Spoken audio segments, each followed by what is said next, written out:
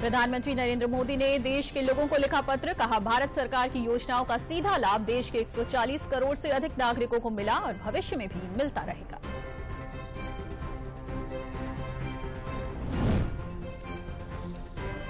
प्रधानमंत्री नरेंद्र मोदी ने अपने पत्र में 10 वर्षों के कार्यकाल की उपलब्धियों को बताया अपनी सबसे बड़ी पूंजी, कहा हर निर्णय में गरीब, किसान, युवा और महिलाओं के जीवन स्तर सुधारने के किए प्रयास।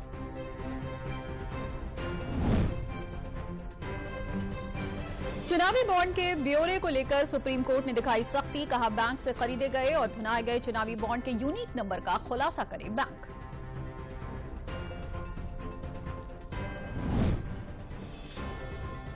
चुनावी बॉन्ड को लेकर सपा और भाजपा के बीच सियासत तेज है। अमित शाह ने कहा कि चंदे का चिट्ठा खुला तो विपक्ष परेशान हो जाएगा। कांग्रेस ने कहा कि दबाव बनाकर लिया गया चंदा।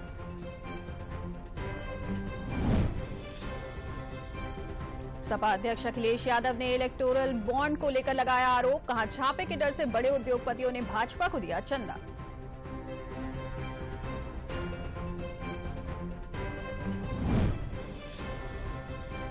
आज भारत निर्वाचन आयोग चुनाव की तारीखों का करेगा ऐलान। लोकसभा के साथ 4 राज्यों के विधानसभा चुनाव की भी होगी घोषणा।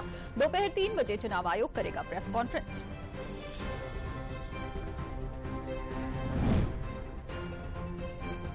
उत्तर प्रदेश की भदोही सीट समाजवादी पार्टी ने दी तृणमूल पार्टी को। मुख्यमंत्री ममता बनर्जी को यूपी की भदोही सीट से ललितेश त्रिपाठी को घोषित किया प्रत्याशी।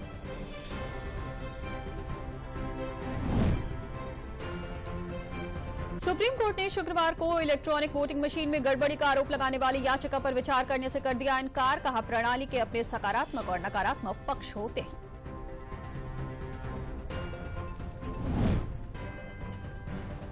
मुख्य सचिव दुर्गा शंकर मिश्र ने आगामी लोकसभा चुनाव में बूथों पर अच्छी व्यवस्था करने और हर एक बूथ का निरीक्षण करने का दिया निर्देश, कहा हर बूथ पर उपलब्ध हो न्यूनतम सुविधाएं।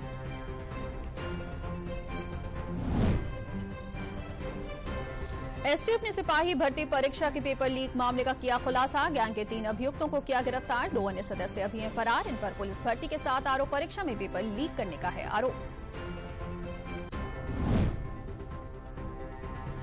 एसटीएफ ने कोर्ट रचित नियुक्ति पत्र प्रदान करने वाले भारतीय सेना के रिटायर और कोर्ट मार्शल से दंडित सैनिक सहित 3 लोगों को किया गिरफ्तार। मेडिकल टेस्ट के नाम पर कर रहे थे धोखाधड़ी।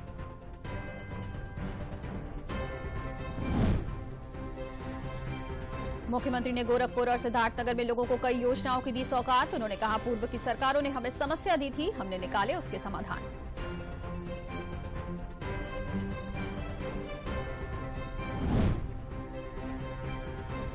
मायावती ने बहुजन नायक काशीराम की जयंती पर कहा कि उनके विचारों पर चलकर हमें सत्ता की चाबी हासिल करनी होगी। आरक्षण बचाने के लिए एकजुट होना होगा।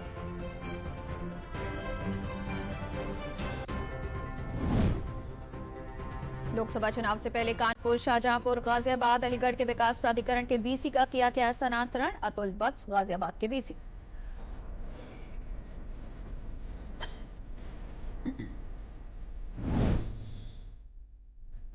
राष्ट्रीय स्वास्थ्य मिशन के तहत प्रदेश में कार्यरत 58,000 संविदा कर्मियों को मिलेगा सामूहिक बीमा योजना का लाभ। सभी संविदा कर्मियों को मिलेगा अधिकतम 30 लाख रुपए का बीमा लाभ।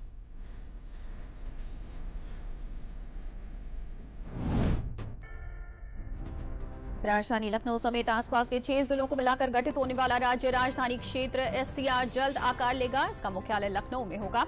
राज्यपाल आनंदीबेन पटेल ने एससीआर और अन्य क्षेत्र बनाने को हरी झंडी दे दी है। उत्तर प्रदेश में इलेक्ट्रिक वाहनों को बढ़ावा देने के लिए प्रदेश में इलेक्ट्रिक वाहनों की चार्जिंग के लिए एक नई company UP renewable and EV infrastructure limited UPREV का किया गया गठन। उत्तर प्रदेश राज्य सड़क परिवहन विभाग को दिल्ली में मिले 3 राष्ट्रीय पुरस्कार। यूपीएसआरटीसी को association of state road transport undertaking ने पब्लिक ट्रांसपोर्ट एक्सीलेंसी अवार्ड से किया सम्मानित।